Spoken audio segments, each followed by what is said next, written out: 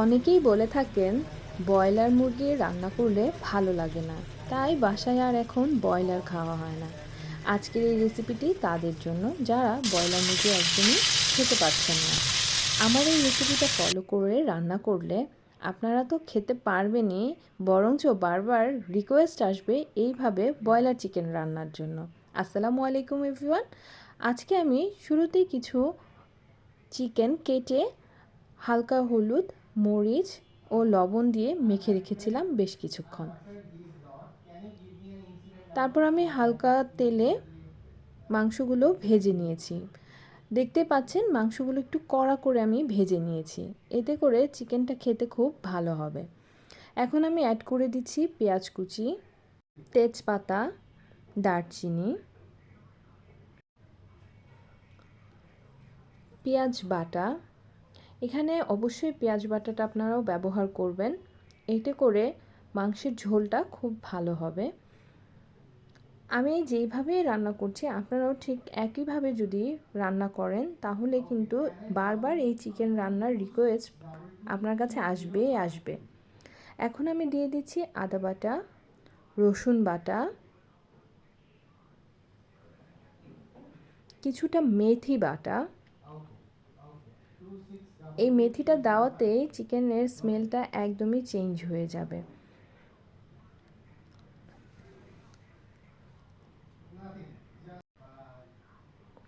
এখন একে একে অ্যাড করে দিচ্ছি মরিচ গুঁড়ো। ঝালটা আপনারা আপনাদের স্বাদ অনুযায়ী দিবেন। দিয়ে দিচ্ছি হলুদ গুঁড়ো, ধনিয়া গুঁড়ো, জিরা গুঁড়ো, এলাচি গুঁড়ো।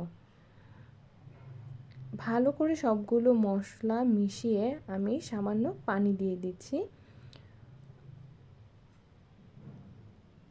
পানি দিয়ে মশলাগুলো ভালো করে মিক্সড করে ঢেকে কষিয়ে নিব বেশ কিছুক্ষণ। অ্যাড করে দিচ্ছি স্বাদ মতো লবণ।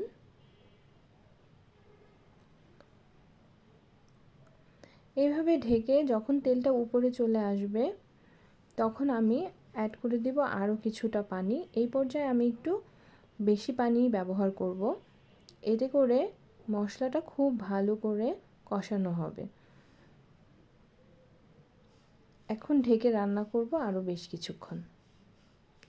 এইভাবে রান্না করার পর যখন তেলটা উপরে চলে আসবে, পানিটা শুকিয়ে যাবে, তখন অ্যাড করে দিব ভেজে রাখা চিকেনগুলো। ভেজে রাখা চিকেনগুলো দিয়ে মশলার সাথে খুব ভালো করে মিশিয়ে দিয়ে দিচ্ছি সামান্য পরিমাণ পানি। এখানে খুব বেশি পানি ব্যবহার করব না, যেহেতু চিকেনগুলো আগে থেকেই ভাজা ছিল, তাই এখানে খুব বেশি একটা পানি ব্যবহার করার দরকার নেই। এখানে আমি ঠিক ততটুকুই পানি দিয়েছি যতটুকু পানি আমার মনে হয়েছে যে মাংসটাও হয়ে যাবে, পাশাপাশি সামান্য ঝোলও থাকবে। আপনারাও এই পর্যায়ে পানির পরিমাণটা অল্প রেখেই দিবেন। এখন আমি খুব ভালো করে ঢেকে রান্না করব। এই পর্যায়ে চুলার আঁচটা মিডিয়াম লোতে রেখে রান্না করব। এই তো ঢেকে আরও কিছুক্ষণ রান্না করলাম, দেখুন তেলটা উপরে চলে এসেছে।